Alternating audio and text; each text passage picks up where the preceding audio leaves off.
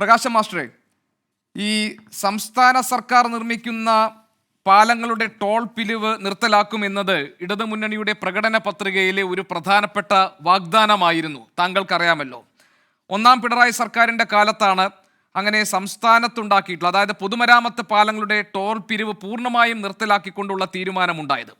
ചുരുക്കി പറഞ്ഞാൽ ടോൾ രഹിത റോഡ് എന്നതാണ് CPIMന്റെ നയം. മാഷിന് ഓർമ്മയുണ്ടല്ലോ.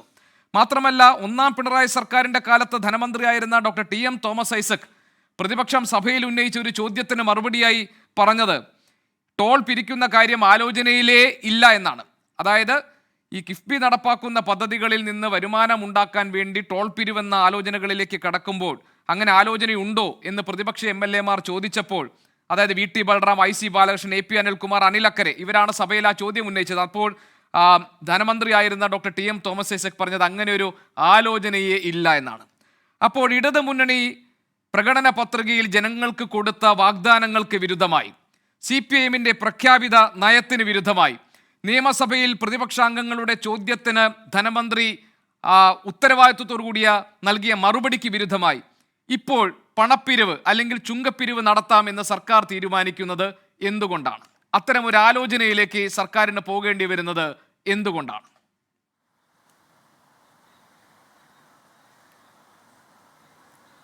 കേന്ദ്ര കോൺഗ്രസ് BJP ഗവൺമെൻറ്റുകൾ ജനങ്ങളുടെ സേവനവുമായി ബന്ധപ്പെട്ട മേഖലക്കകത്ത് അവയെല്ലാം വ്യാപാരവൽക്കരിക്കാനുള്ള തീരുമാനമെടുത്തു എന്നുള്ളത് നിങ്ങൾക്കറിയുന്നതാണ്. റോഡാവട്ടെ, റെയിലാവട്ടെ, ആശുപത്രിയാവട്ടെ, വിദ്യാഭ്യാസമാവട്ടെ, മറ്റെന്ത് കാര്യങ്ങളാവട്ടെ, അവയെല്ലാം സ്വകാര്യ മൂലധന ശക്തികൾക്ക് വിട്ടുകൊടുത്ത് ലാഭം ഉണ്ടാക്കാനുള്ള നിലപാട് സ്വീകരിച്ചത് ഇന്ത്യയിൽ കോൺഗ്രസിൻ്റെ ഗവൺമെൻറ്റാണ്. അത് ഈ കഴിഞ്ഞ 11 വർഷക്കാലമായിട്ട് അതേപടി തുടരുക, അതിനൊക്കെ ശക്തിപ്പെടുത്തി തുടരുക. ഇതാണ് BJPയുടെ ഗവൺമെൻറ് ചെയ്യുന്നത്. CPIMനെ സംബന്ധിച്ചും ഇടതുപക്ഷ ജനാധിപത്യ മുന്നണിയെ സംബന്ധിച്ചും ഞങ്ങളുടെ നിലപാട് വ്യക്തമാണ്. ഈ സേവന കാര്യങ്ങൾക്കെല്ലാം ഗവൺമെൻറ്റാണ് പൂർണ്ണമായിട്ട് ഉത്തരവാദിത്വം വഹിക്കേണ്ടത്. റോഡ് ഗവൺമെൻറ് ഉണ്ടാക്കി കൊടുക്കണം, റെയിൽ ഗവൺമെൻറ് ഉണ്ടാക്കി കൊടുക്കണം, വിദ്യാഭ്യാസ സ്ഥാപനങ്ങൾ, ആശുപത്രികൾ അവയെല്ലാം ഗവൺമെൻറ് കൈകാര്യം ചെയ്യണം. എന്നാൽ ഇതിന് തികച്ചും ഘടകവിരുദ്ധമായൊരു നിലപാട് കേന്ദ്രം ഭരിക്കുന്ന ഗവൺമെൻറ് എടുക്കുകയാണ് കോൺഗ്രസിൻ്റെയും BJPയുടെ ഗവൺമെൻറ്റുകൾ. ഇപ്പോൾ നിങ്ങൾ കാണാൻ വേണ്ടി കഴിയും, ഒരുപാട് കാലം കേരളത്തിൽ NH വികസനം ഉണ്ടായില്ല. എന്താ കാരണം? NH വികസനം എന്ന് പറയുന്നത് ആളുകളിൽ നിന്ന് ടോൾ പിരിച്ചുകൊണ്ട് മാത്രം സ്വകാര്യ മൂലധനത്തിന് വിട്ടുകൊടുക്കാൻ ഗവൺമെൻറ് തീരുമാനിച്ചപ്പോൾ ഇവിടെ നടപ്പാക്കാൻ പറ്റില്ല എന്നുള്ള നിലപാടെടുത്തു. ഫലം എന്താ? ഫലം ഒരുപാട് വർഷക്കാലം NH വികസനം കേരളത്തിൽ ഉണ്ടായില്ല. അപ്പോൾ കേന്ദ്ര ഗവൺമെൻറ് ഈ നിലപാടുകൾ രാജ്യത്തിന് മേലെയാകെ അടിച്ചേൽപ്പിക്കുകയാണ്, കേരളം ഉൾപ്പെടെയുള്ള സംസ്ഥാനങ്ങളുടെ മേലെ. ഇവിടെ കിഫ്ബിയുമായി ബന്ധപ്പെട്ട വിഷയം എന്താ? കിഫ്ബിയെ സംബന്ധിക്കുന്ന ചർച്ച ആദ്യമായിട്ടല്ലല്ലോ നടക്കുന്നത്. ഈ കഴിഞ്ഞ 2 വർഷക്കാലം ഏറ്റവും ഏറെ ചർച്ച നടത്തിയ വിഷയമാണ് കിഫ്ബി. കിഫ്ബി എന്ന് പറയുന്നത് ഈ കേരളത്തിൻ്റെ ചരിത്രത്തിൽ ഇത്രയേറെ വികസനം ഉണ്ടാക്കിയ മറ്റൊരു സംവിധാനം ഈ കേരളത്തിലില്ല. 87,437 കോടിയുടെ 1149 ഇൻഫ്രാസ്ട്രക്ചർ പ്രൊജക്റ്റുകൾ കൈകാര്യം ചെയ്തൊരു വലിയ സ്ഥാപനമാണ് കിഫ്ബി എന്ന് പറയുന്ന ഈ സ്ഥാപനം. ആ സ്ഥാപനത്തോട് എന്താണ് കേന്ദ്ര ഗവൺമെൻറ്റും കോൺഗ്രസും എടുക്കുന്ന നിലപാട്? ആ സ്ഥാപനം കളവാണ്, ആ സ്ഥാപനം അന്യായമാണ്. കേന്ദ്ര ഗവൺമെൻറ് അനുവദിച്ച മസാല ബോണ്ട്, അതിൻ്റെ മേലെ കേരളത്തിലെ ധനമന്ത്രിയെ അറസ്റ്റ് ചെയ്യാനടക്കമുള്ള കാര്യങ്ങളല്ലേ BJP ആലോചിച്ചത്? അതിനെല്ലാം ഹല്ലേലൂയ പാടുന്ന നിലപാടല്ലേ ഇവിടെ ഈ കോൺഗ്രസ്സുകാരും അതുപോലെ തന്നെ UDF സ്വീകരിച്ചത്? എന്താ കിഫ്ബിക്കെതിരായിട്ട് പറയുന്നൊരു കാര്യം? കിഫ്ബിക്കെതിരായിട്ട് നിരന്തരമായിട്ട് പറഞ്ഞുകൊണ്ടിരിക്കുന്ന കാര്യം, കിഫ്ബി എന്ന് പറയുന്നത് ബജറ്റേതര കടമല്ല എന്നാണ്. ഇക്കാലം അത്രയും ഞാനൊരു കാര്യം ചോദിക്കട്ടെ പ്രകാശ മാഷേ, അതിനൊക്കെ ഇന്നാട്ടിലെ ജനങ്ങൾ എന്ത് പിഴച്ചു മാഷേ? ഇന്നാട്ടിലെ ജനങ്ങൾ എന്ത് പിഴച്ചു? ഇപ്പൊ കിഫ്ബി ഔട്ട് ഓഫ് ദ ബജറ്റിൽ കൊണ്ടുവരുന്ന ഒരു വെഹിക്കിളാണ് എന്ന് doctor TM Thomas Isaac KIIFB എന്ന ആശയവുമായി ബന്ധപ്പെട്ട കാര്യങ്ങൾ നിയമസഭയിൽ വിശദീകരിച്ചപ്പോൾ അതിൻ്റെയൊക്കെ ബാധ്യത ഈ നാട്ടിലെ സാധാരണക്കാരായ ജനങ്ങളുടെ തലയിൽ വന്ന് വീഴുമെന്ന് നമ്മൾ ആരും കരുതിയിരുന്നില്ലല്ലോ മാഷേ. അപ്പോൾ കിഫ്ബി അതൊരു ബജറ്റിന്റെ ഉള്ളടക്കത്തിൽ പെടുന്നതാണോ? ബജറ്റിന്റെ വരുതിയിൽ നിൽക്കുന്നതാണോ? ഈ കാര്യങ്ങളിലൊക്കെ ഉത്തരവാദിത്തപ്പെട്ട ഈ ധനമന്ത്രി ഡോക്ടർ TM തോമസ് ഐസക്കിനെ പോലെ സാമ്പത്തിക വിദഗ്ധരല്ലേ ഈ കാര്യങ്ങളെല്ലാം തീരുമാനമെടുത്തത്? 24 ഈ വിഷയത്തിൽ നിങ്ങൾക്ക് എന്താന്ന് പറഞ്ഞാൽ, ഇത്തരം വിഷയങ്ങളിൽ യഥാർത്ഥമായ കുറ്റക്കാരാരാണ് എന്ന് പറയാനുള്ള നട്ടല് 24-നില്ല. ശരി മാഷെ, ശരി മാഷിന് അങ്ങനെയാണ് അഭിപ്രായമെങ്കിൽ മാഷിന്റെ ശ്രദ്ധയിലേക്ക് CPIMന്റെ പ്രകടന പത്രികയിലെ അനുബന്ധ 6-ൽ പറഞ്ഞിരിക്കുന്ന കാര്യമൊന്ന് ഞാൻ മാഷിന് വായിച്ചു കേൾപ്പിക്കാം. അല്ല 24-ന്റെ ആത്മാർത്ഥത അവിടെ നിൽക്കട്ടെ മാഷെ, നമ്മൾ പൊതുജനങ്ങളുടെ പ്രശ്നമാണല്ലോ ചർച്ച ചെയ്യുന്നത്. CPM-ന്റെ പ്രകടന പത്രികയിലെ അനുബന്ധ മാറിൽ, പ്രകാശ് മാഷെ ഒരു മിനിറ്റ്, CPM-ലെ പ്രകടന പത്രികയിലെ അനുബന്ധ മാറിൽ പറയുന്നു രാജ്യത്തെ, മാഷെ ഒറ്റ മിനിറ്റ്, രാജ്യത്തെ ഏറ്റവും മികച്ച പശ്ചാത്തല സൗകര്യങ്ങളുള്ള സംസ്ഥാനമായി കേരളത്തെ ഉയർത്തും. മാഷെ കിഫ്ബിയെ കുറിച്ച് CPM-ന്റെ പ്രകടന പത്രികയിൽ പറയുന്ന കാര്യം ജനമൊന്ന് കേൾക്കട്ടെ. ഭാവിയിലെ 2 ദശാബ്ദത്തെയെങ്കിലും വർഷം തോറുമുള്ള വരുമാനവും സർക്കാരിന്റെ നികുതി വിഹിതവും ആദായദാന പ്രൊജക്ടുകളുടെ തിരിച്ചടവും ബാധ്യതകളും നിരന്തരം താരതമ്യപ്പെടുത്തിക്കൊണ്ടാണ് കിഫ്ബി പ്രോജക്റ്റുകൾ അനുവദിക്കുന്നത്. ഒരു വർഷം പോലും ബാധ്യതകൾ വരുമാനത്തെക്കാൾ അധികരിക്കില്ല എന്ന ഉറപ്പുവരുത്തുന്നുണ്ട്. അതുകൊണ്ട് പലരും ഭയപ്പെടുന്നത് പോലെ കിഫ്ബിയുടെ ബാധ്യതകൾ സർക്കാരിന് മേൽ വന്നു പതിക്കില്ല എന്ന് ജനങ്ങളോട് പ്രകടന പത്രികയിലൂടെ പറഞ്ഞ പാർട്ടി CPIM ആണ്. മാഷെ, അനുബന്ധ മാറിൽ മാഷിന് സംശയമുണ്ടോ? നിങ്ങൾ വായിച്ച കാര്യം 101% കറക്റ്റ്. കേരളത്തിലെ ജനങ്ങൾക്ക് എല്ലാം അറിയാം, എനിക്കും അറിയാം. എന്നാൽ ആ വാഗ്ദാനത്തിന് ശേഷമാണ് നിർമ്മലാ സീതാരാമൻ എന്ന് പറയുന്ന BJP-യുടെ കേന്ദ്രമന്ത്രി, ധനമന്ത്രി, അവർ കേരളത്തിന് കത്തയച്ചത്. എന്താ? കിഫ്ബി ഉൾപ്പെടെയുള്ള ബജറ്റേതര കടങ്ങൾ ബജറ്റ് കടത്തിന്റെ പരിധിയിൽപ്പെടുത്തും. നിങ്ങളുടെ ഈ കേരളത്തിൽ ഇപ്പോൾ 87,000 കോടിയുടെ കടമെടുത്തത് അത് ബജറ്റ് കടത്തപ്പെടുത്തും എന്ന് പറഞ്ഞാൽ അതിന് ശേഷമാണ്. അതാ നിങ്ങൾക്ക് ചർച്ചയാവാത്തത്? ഇക്കാലം അത്രയും ബജറ്റേതര കടം, ഇപ്പൊ NHAയുടെ കടം ബജറ്റേതര കടമല്ലേ? കേന്ദ്ര ഗവൺമെന്റ് കടത്തപ്പെടുത്തുന്നുണ്ട്. NHAയുടെ കടം കോടികൾ കടമെടുക്കുന്നുണ്ടല്ലോ. എന്നാൽ ഇന്ത്യയിൽ കേരളത്തോട് മാത്രമായിട്ട് ഇക്കാലം അത്രയും ബജറ്റേതര കടമായിട്ട് കണക്കാക്കിയ കിഫ്ബിയുടെ കടം ബജറ്റ് കടമാക്കിയിട്ട് കണക്കാക്കുമെന്ന് നിർമ്മലാ സീതാരാമൻ പറയുന്നതിന്റെ കാരണം എന്താ? അത് ഇപ്പൊ പറഞ്ഞിരിക്കുന്ന കാര്യമല്ല, കഴിഞ്ഞ കൊല്ലല്ലേ ആ കത്തയച്ച ധനമന്ത്രിക്ക്. നിങ്ങൾ എന്തിനാ സത്യം മറച്ചു വെക്കുന്നേ? ഞങ്ങൾ ഈ പറയുന്ന കാര്യം പറയുമ്പോൾ കിഫ്ബി ബജറ്റേതര കടമെടുക്കാൻ കഴിയുന്ന സ്ഥാപനമാണ്. സംസ്ഥാന ഗവൺമെന്റിന് അതിന്റെ ഈടിൽ കടമെടുക്കാൻ വേണ്ടി കഴിയും. അത് സംസ്ഥാന കടമായിട്ട് വരില്ല ഇക്കാലം അത്രയും. എന്നാൽ കേരളത്തെ ബുദ്ധിമുട്ടിക്കാൻ, കേരളത്തിൽ വികസനം തടയാൻ, LDFന്റെ ഗവൺമെന്റ് വികസനം നടത്തില്ല എന്ന് ഉറപ്പുവരുത്താൻ ഇന്ത്യയുടെ ചരിത്രത്തിൽ ആദ്യമായിട്ട് ബജറ്റേതര കടത്തെ കേരളത്തിന് മാത്രം ബജറ്റ് കടമായിട്ട് നിങ്ങൾ ഉൾപ്പെടുത്തി. അതല്ലേ? അതൊക്കെ നിങ്ങൾ പറയണ്ടേ, അങ്ങനെ ചർച്ച ചെയ്യണ്ടേ? ഇവിടെ ഈ രാജ്യത്ത് എവിടെയും ഇല്ലാത്ത രൂപത്തിൽ എന്തുകൊണ്ട് ധനകാര്യ വിദഗ്ധർ കേരളത്തിന്റെ ഫിനാൻഷ്യൽ മാനേജ്മെന്റുമായി ബന്ധപ്പെടുത്തി ഉന്നയിക്കുന്ന പ്രധാനപ്പെട്ട ആക്ഷേപം എന്താണെന്ന് മാഷിന് അറിയാമോ? വികസന പദ്ധതികൾക്ക് വേണ്ടി ആ പേരിൽ എടുക്കുന്ന കടം തുക അത് പഴയ കടം തിരിച്ചടയ്ക്കാൻ വേണ്ടി ഉപയോഗിക്കുന്നു എന്നതാണ് പ്രധാനപ്പെട്ട ആക്ഷേപം ഈ ഗവൺമെന്റിനെതിരെ. പിന്നെ വൻകിട പദ്ധതികൾ, ആ പണം, അതായത് കടമെടുത്ത പണം എന്തിനാണോ നമ്മൾ വിനിയോഗിക്കുന്നത് അതിലൂടെ വരുമാനം ഉണ്ടാക്കാൻ സർക്കാരിന് കഴിയുന്നില്ല എന്നുള്ളതാണ്. Who is responsible for all these? Is it the public? പൊതുജനമാണോ മാഷ് ഇതിനൊക്കെ ഉത്തരവാദികളായവർ? ഇംഗ്ലീഷിലാണ് സംസാരിക്കുന്നത്. ഭാഷയല്ല പക്ഷേ ഞാൻ പറഞ്ഞത് ഈ പ്രശ്നമാണ്. ഞാൻ കൃത്യമായിട്ട് ഉത്തരം പറയാം.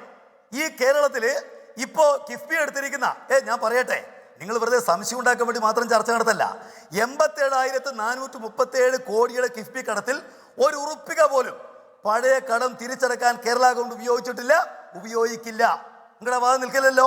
പിന്നെ രണ്ടാമത്തെ കാര്യം, ഏത് പാരാമീറ്റർ വെച്ചാണ് കേരളത്തിലെ ധനകാര്യ മാനേജ്മെന്റ് മോശമാണെന്ന് പറയുന്നത്? ധനക്കമ്മി കേന്ദ്രത്തെക്കാൾ കുറവാണ് കേരളം. റവന്യൂ കമ്മി കേന്ദ്രത്തെക്കാൾ കുറവാണ് കേരളം. കടം പരിശോധിക്കുമ്പോൾ ഇന്ത്യയിലെ സംസ്ഥാനങ്ങളുടെ ആവറേജ് കടം 67% കേരളം അതിന് താഴെയാണ്, 57%. ഇന്ത്യയിൽ ഇപ്പോൾ RBIയുടെ കണക്ക് വന്നല്ലോ. ആ കണക്കിൽ എന്താ? ഈ കഴിഞ്ഞ 2024-25 ഇന്ത്യയിൽ ഏറ്റവും ഏറെ റവന്യൂ വരുമാനം വർദ്ധിച്ച 24% ഒരു കൊല്ലം വർദ്ധിച്ച ഇന്ത്യയിൽ ആദ്യത്തെ സ്റ്റേറ്റ് കേരളമാണ്.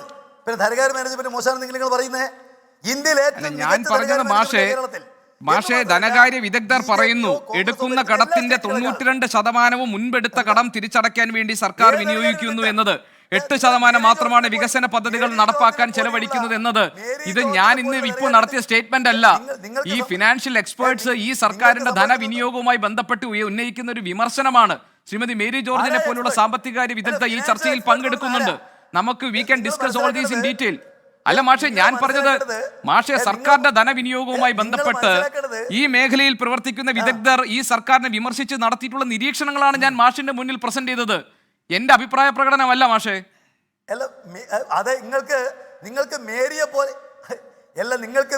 പോലെയുള്ളവരുടെ വിശകലനം മാത്രമേ നിങ്ങൾ കാണുന്നുള്ളൂ. ഞാൻ പറഞ്ഞത് ഇത് മേരി മാഡം അല്ല പറഞ്ഞത്, കണക്കാണല്ലോ. ഇത് മേരി മാഡം അല്ല പറഞ്ഞത്.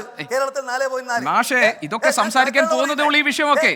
ഞാൻ ചോദിക്കുന്നത് നടപ്പാതയിൽ ചുങ്കം ചുമത്താൻ അനുവദിക്കില്ല എന്ന നയം സ്വീകരിച്ച, അതിനുവേണ്ടി സമരം ചെയ്ത, അതിനുവേണ്ടി പോരാട്ട ഭൂമിയിൽ പ്രതിപക്ഷത്തുണ്ടാകുമ്പോൾ കൊടി പിടിച്ചു നിന്ന പാർട്ടി എന്തുകൊണ്ടാണ് ഇപ്പോൾ സാധാരണ ജനങ്ങളുടെ മേൽ ചുങ്കം പിരിക്കാൻ, അവരുടെ തലക്കടിക്കാനുള്ള തീരുമാനം എടുത്തിരിക്കുന്നത് എന്നതിന് മാഷിന് യുക്തിസഹമായ, ന്യായമായ, നിലനിൽക്കുന്ന ഒരു വാദമുണ്ടോ? അതാണ് എന്റെ ചോദ്യം മാഷേ. ഇപ്പൊ ആകെയുള്ള 14 മിനിറ്റില് 9 മിനിറ്റ് നിങ്ങൾ സംസാരിച്ച്, ഞാനാ സംസാരിക്കുന്ന വിവക്ഷ. നിങ്ങൾ സംസാരിക്കുന്നതിന് ഉള്ളടക്കാൻ ഞാൻ ചോദ്യങ്ങൾ ചോദിക്കല്ലേ മാഷേ? ചർച്ച നടത്തുന്നത് അത് ഫലിക്കുന്നില്ല. ഞാൻ ചോദ്യങ്ങൾ ചോദിക്കല്ലേ മാഷേ? വായിക്കാണ് സംസാരിക്കുന്നേ. ഞാൻ ചോദ്യങ്ങൾ ചോദിക്കല്ലേ? പറയുന്നത് പറയൂ. ധനകാര്യ കാര്യങ്ങൾ നിങ്ങള് ധനകാര്യ മേഖലയില് ഞാനും MA കാരനാണിപ്പാ. ഞാനും MA എക്കണോമിക്സ് പാസ്സായ ഒരാളാണ്. ധനകാര്യത്തിൽ ഒന്നും അറിയാത്തതാണ് ഞാൻ നിങ്ങൾ വിചാരിക്കരുത്. ഒരു നാടിന്റെ ധനകാര്യങ്ങൾ പരിശോധിക്കുന്നത് 4 പാരാമീറ്റർ വെച്ചാണ്. ധനക്കമ്മി, റവന്യൂ കമ്മി, അതുപോലെ കടം, അതുപോലെ തന്നെ റവന്യൂ വരുമാനം. ഈ 4 കാര്യങ്ങളിൽ ഞാൻ വെല്ലുവിളിച്ച് പറയുന്നു, ഇന്ത്യയിൽ 1ാം സ്ഥാനത്ത് കേരളമാണ്. ഈ കഴിഞ്ഞ കൊല്ലം ആ കാര്യം സംബന്ധിച്ച് RBI പറഞ്ഞു. ധനകാര്യ മേലെയല്ലേ RBI കഴിഞ്ഞ കൊല്ലം പറഞ്ഞു 24-25 വർഷത്തിൽ ഇന്ത്യയിൽ ഏറ്റവും ഏറെ റവന്യൂ വരുമാന വർധന ഉണ്ടാക്കിയ ആദ്യത്തെ സ്റ്റേറ്റ് കേരളം, 24%. നിങ്ങൾ ഏത് കാര്യത്തിൽ? അതുപോലെ തന്നെ ഈ കഴിഞ്ഞ 4 കൊല്ലക്കാലം ഇന്ത്യയിൽ ഏറ്റവും കൂടുതൽ ഈ പറയുന്ന ഇൻഫ്രാസ്ട്രക്ചർ അസറ്റ് ക്രിയേഷന് വേണ്ടിയിട്ട് ഫണ്ട് ഉപയോഗിച്ച സ്റ്റേറ്റ് കേരളം. നിഷേധിക്കും നിങ്ങൾ വെറുതെ വർത്തമാനം പറഞ്ഞാൽ ശരിയാവും. നിങ്ങൾക്ക് ധനകാര്യ വിദ്യയിലുണ്ടാവും. അത് നിങ്ങൾ ഒരു പക്ഷം മാത്രം കേൾക്കുന്നതുകൊണ്ടാണ്. UDFന് വേണ്ടിയിട്ട്, BJPക്ക് വേണ്ടിയിട്ട് ധനകാര്യ വിശകലനം നടത്തുന്ന ആളുകളുണ്ട്. അവർ പറയുന്ന മാത്രമേ 24 കേൾക്കുന്നുള്ളൂ. യഥാർത്ഥമായ കണക്കുകൾ വെച്ചോ, നിങ്ങൾ പരിശോധിച്ചോ. ഇപ്പൊ ഞാൻ പറഞ്ഞ കാര്യങ്ങളിലെ റവന്യൂ കമ്മിയിൽ കേരളം ഇന്ത്യയേക്കാൾ മെച്ചമാണ്. നിഷേധിക്കോ? പറയട്ടെ. അതുപോലെ ധനക്കമ്മിയിൽ കേരളം ഇന്ത്യയേക്കാൾ മെച്ചമാണ്. പറയോ? കേന്ദ്രത്തേക്കാൾ കുറവാണ് കടം കേരളത്തിൽ. ഞാനൊരു കാര്യം മാഷോട് തിരിച്ചു ചോദിക്കട്ടെ. സംസ്ഥാന സർക്കാർ ബജറ്റിലൂടെ പ്രഖ്യാപിച്ച പദ്ധതി നടത്തിപ്പിന് വേണ്ടിയുള്ള വിഹിതം 10% കുറയ്ക്കുന്നു. പട്ടികവർഗ വിഭാഗങ്ങൾക്ക് ആ വകുപ്പുമായി ബന്ധപ്പെട്ട കാര്യങ്ങളിൽ വലിയ കോസ്റ്റ് കട്ട് ഉണ്ടാകുന്നു. കിഫ്ബിയുടെ റോഡുകളിൽ ചുങ്കം ചുമത്താനുള്ള തീരുമാനം ഉണ്ടാകുന്നു. എന്തുകൊണ്ടാണ് മാഷേ ധനകാര്യ മിസ്മാനേജ്മെന്റ് ഇല്ല, കാര്യങ്ങൾ നേരാൻ വണ്ണമാണ് പോകുന്നതെങ്കിൽ ഇതൊക്കെ നടപ്പാക്കുന്നത് എന്നാണ്? പിന്നെ മാഷിനോട് എനിക്ക് ഒരു കാര്യം കൂടി പറയാനുണ്ട്. മാഷിന് ഒന്നും അറിയില്ല എന്ന അർത്ഥത്തിൽ ഞാൻ സംസാരിച്ചു എന്ന് മാഷ് പറഞ്ഞു. അങ്ങനെ മാഷ് ഒരിക്കലും പറയരുത്. വിത്ത് ഓൾ ഡ്യൂ റെസ്പെക്ട്, ഞാൻ താങ്കളെ പോലുള്ള ആളുകളെ അങ്ങേയറ്റം ബഹുമാനത്തോടു കൂടി മാത്രമാണ്, ഇതൊരു ചർച്ചയാണ്, അതുകൊണ്ട് താങ്കൾക്കൊന്നും അറിയില്ല എന്ന ധാരണയിൽ ഞാൻ ഒരിക്കലും ഒരു ചർച്ചയും നടത്തിയിട്ടില്ല. ഞാൻ എൻ്റെ അതിഥികളെ ആ നിലയിൽ വില കുറച്ച് കാണാറുമില്ല. മാഷിന് ഈ കാര്യത്തിൽ അഭിപ്രായം പറയാം. ഇതില് ഈ കഴിഞ്ഞ ഒരൊറ്റ കൊല്ലക്കാലം 57,400 കോടിയുടെ വരുമാനക്കുറവ് കേരളത്തിന് ഉണ്ടായി എന്നുള്ളത് ആവർത്തിച്ച് വ്യക്തമാക്കപ്പെട്ടിട്ടുണ്ട്.